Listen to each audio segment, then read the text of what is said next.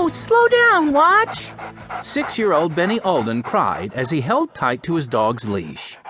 I can't run that fast. Benny's 8-year-old sister Violet laughed. I don't think Watch can slow down, Benny. He's too excited. That's because he knows we're going to the dog park, 12-year-old Jessie said. It looked like the girls were right. Watch's tongue lolled to the side of his mouth as he led the children up the hill. If dogs could smile, Watch was definitely smiling. But poor Benny could hardly keep up with him. 14-year-old Henry trotted up alongside his younger brother. A frisbee dangled from one hand. "Do you want me to take Watch for you, Benny?"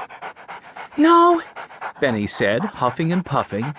He gripped the leash so tight his knuckles were turning white. I've got him. "Are you sure?" Jessie asked, as she and Violet ran up behind Henry.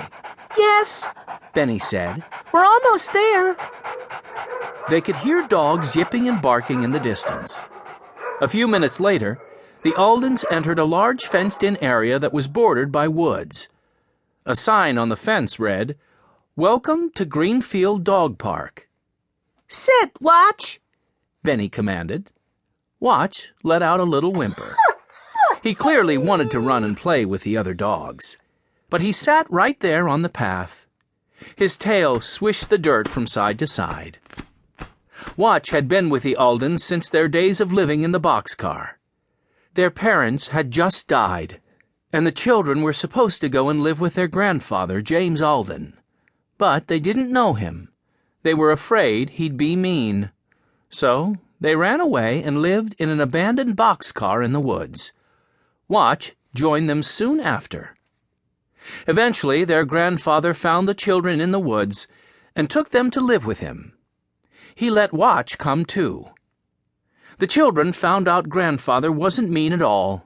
In fact, he was so nice that he even had the boxcar moved to his backyard so they could play in it any time they wanted to. Benny unsnapped Watch's leash, then put it in his pocket. Okay, boy, he said cheerfully. You're free. That was all Watch needed. He dashed off toward a tall white poodle. Hey, that poodle looks a lot like Chester, Violet said, shading her eyes. Chester was a dog that belonged to their grandfather's longtime friend, Cal Edwards. Cal ran the Greenfield Nature Center, which was located on the other side of the woods. He was also the person grandfather called when he needed help fixing something. "I think that is Chester," Henry said, as he watched the poodle and Watch nuzzle noses. "If Chester's here, then Cal must be here too," Jessie said. There he is. Benny pointed at a man who was just walking from behind a tree. He carried a large black garbage bag in one hand and a small red ball in the other. Henry waved to him. "Hello, Cal," he called. The children hurried toward him. Cal smiled.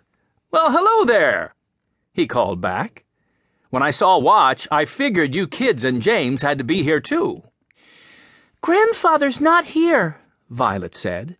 He had a meeting this afternoon. "Ah, that's too bad," Cal said. "It's a beautiful day for the dog park." Yes, it is, Jessie agreed. The others nodded. Chester nuzzled the ball in Cal's hand, and Cal threw it as far as he could. Both Chester and Watch bolted after it. "It's nice that your job is so close that you can come to the dog park with Chester," Henry said. "It sure is," said Cal. "We just cut through those woods over there. Takes us only a few minutes." You must pick up lots of garbage on your way, Benny said. "What makes you say that, Benny?" Cal asked with surprise. Because you have such a big garbage bag, Benny replied. "All this?"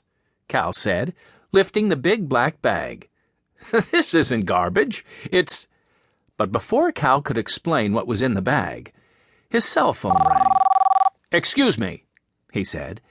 He reached into his front pocket and pulled out his phone. He flipped it open and put it to his ear. "Hello?" "Yes, this is Cal."